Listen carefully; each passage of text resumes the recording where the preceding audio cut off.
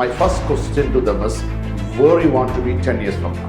Big advantage to the students when someone from the industry sit there for the counseling. This job profile according to their skill and giving a supermarket options is one big thing of our step number one. This particular item should be in the critical skill shortage of that country. Choose the right program so that you get a meaningful placement. They are not waiting for your final results. Always have a plan B. Don't stick only to one university.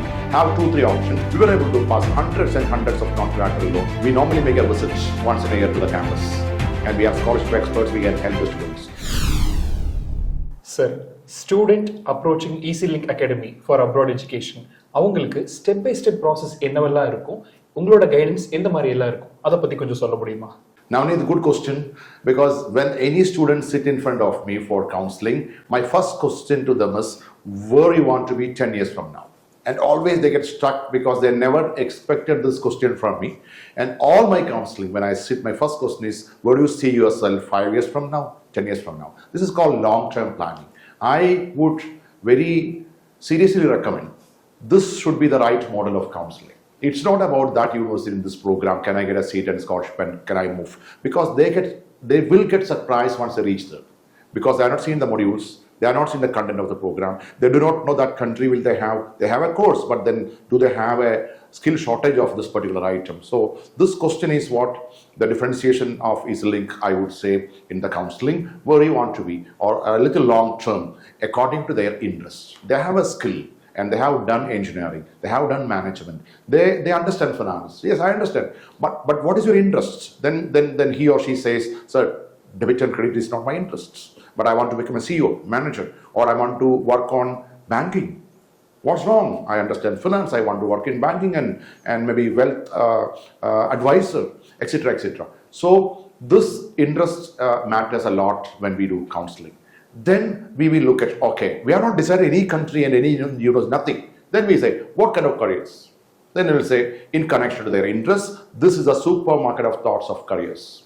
And I really mean supermarket. It is self-service. Okay, we will not push anything to their mouth. Yeah, so it's exhibited very well. Now they choose saying this combination makes sense to me because this is going to be my job profile. This is one big advantage to the students when someone from the industry sit there for the counseling. Okay, you name a department, we say it with the live examples. I did my quality assurance and regulatory affairs. What you will be exactly doing? I'm in pharmacovigilance. What will be exactly doing? A finance person, you won't believe, a finance person's challenge today is to understand the other departments, the HR, the marketing, etc. Which curriculum will cover this? Or computer science, there is no word called computer science. Do you understand data science or data analytics? What's the difference between data analytics and big data management? Okay, will you restrict yourself to analyzing the data, or you know how to retrieve the data, analyze and then communicate? Understand? So this job profile according to their skill and giving a supermarket options is one big thing of our step number one. Then we come to some of the programs. Okay, before that we fix the country because this particular item should be in the critical skill shortage of that country. Because finishing the program is very easy. You name a program, it is there in UK. Can I go for all the programs assuming that I'll be placed to or I'll get a meaningful placement? No. In UK there is a challenge. It is crowded now. So unless you choose the right categories, or I'm an ex-engineer, can I go to Ireland? Think twice. You understand? So every country is saying this is the critical skill shortage of my country. So choose the right program so that you get a meaningful placement. You will get a placement, but here I'm underlining meaningful placement. Okay, so you fix the country, then moving to universities. Now, going to the universities, we give two options again. Are you going for an academic purpose? I want to deep dive into one particular topic of XY. Okay, I plan for research. For example, Russell Group of UK. Russell Group of universities. These universities are research-based universities. And the students who are above average or academically very strong wanted to move for research. Better to go to Russell because the same professor and same department will give them a chance to continue. But I'm going for a placement. I want to get a job. But I'm taking Monash and RMIT in Australia. Why? Because Monash RMIT or Trinity of Ireland is demanding so much in the academics. And I have seen students having 3 coffees in the night to postpone the sleep, taking tablets to avoid anxiety and pressure because they have to be at least the first top 10 or 50 or 25 in the class. because all countries have selected or the university selected from all countries that kind of students. So you are not able to match it. Yeah. So if it is for placement, there are big universities, including some of the private universities, are very, very big on placements. If you are with an academic program, or I want to have that one particular deep dive into one particular topic. So choosing is between universities and programs. Then we discuss about, can we start the applications?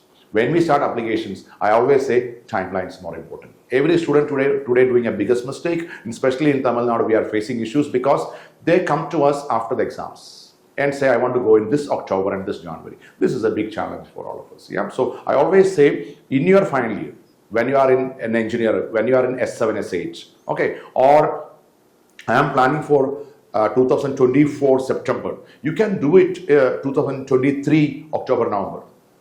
And today, now we are in March, and most of the seats in top universities in Ireland are closed. And you have to now wait one more year. In 25 September only you can plan, right? So they are not waiting for your final results. They are saying, please show your 10th and 12th and first 3-4 semesters is enough for me to give an offer letter called conditional offer letter. Okay, and you are not sure about the scholarship and the admission. Take 1 or 2 or 3. Always have a plan B. Don't stick only to one university. Have 2-3 options. So once you get the conditional offer letter, you understood this is the offer, this is the scholarship, and I am kind of selected.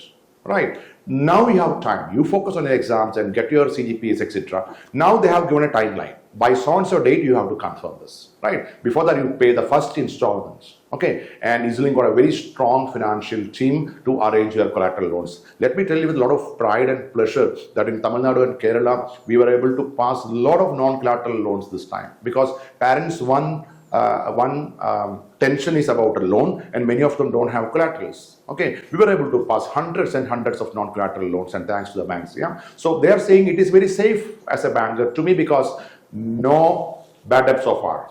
All have done very well. In fact, some of the bankers are saying our only sorrow is that students are closing the loan very fast. They are closing it in 3-4 months, which is a good news to me kind of people who are career guides because they are finishing the loan means they earned in 4-5 months. But for a banker, always they look at prolonging the loan for some more time. But leave it, it's their story. But here, non-collateral loans are easily available and you are now paid the first installment and going for visa. Visa, whatever, to the maximum possible extent, we get the student to our office or we sit online and help them to do the filing. Then they get a priority or a normal appointment with the embassies. Then they go, and once they get the visa, then they come for a pre-departure briefing where we tell them the stay arrangements and who will meet them in the airport or if they need an airport pickup, etc. The most favorite to me is we normally make a visit once in a year to the campus. And if there is anything not in the control of the student, they always can call us and say, I need an extra help. I have seen students saying, even after 1 year, especially during Corona, sir, I need a help on making the CV. Tell me which are top 3 HR agents. I have a job, but I'm looking for a better one. Can you connect me? Or my PSW is almost getting over. Can I get an extension for 6 more months? How do I normally proceed? If the record is very good, we can still work on it. Yeah. Or the placement cell, can you connect me a little more because I'm not very comfortable. These things are taken care till you reach your dream destination. Right. So I would summarize saying starting with a long-term plan, then choosing the country and university and program, and in alliance with your interest levels. First step, the student is happy. Okay, then moving to the next level of documentation, etc. on time. And we are scholarship experts, we can help the students. Then being with them till they finish the program is, according to me, is the real job of an agent. One important point to the student is clearing the languages on time, right? So don't worry about this IELTS 777 score. This is for hospital, pharmacy, or for nurses, because they are listening to the patient, etc. In the industrial programs, the English requirements are very normal. UK is giving waiver for many students if their +2 scores are English marks are very good, and if the medium of instruction anyway it is in English. And Ireland says Duolingo is okay. I'm not very keen for IELTS because IELTS is expensive and time consuming. Duolingo is enough because they are going for industrial programs and it's not completely depending on their English. Okay, but you are listening, you are speaking, and your reading and writing is important. Yeah, so fine tune it. My advice to our students, EazyLink is arranging nice programs at an affordable price. You don't have to pay 15,000, 20,000 in agencies and go it.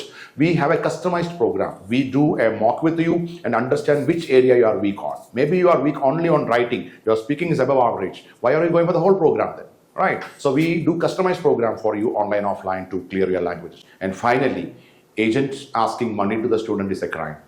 We are all paid by the universities. Yeah. So agents are paid by the universities. So no agent should be asking 50,000 and 1 lakh, etc. Other than if you are going to Germany and if it is a public university, you might have to bear your application cost and courier, etc. Otherwise, students don't ever go to someone who's asking money for processing, and go with the genuine direct agents, and they will help you to reach your dream destinations.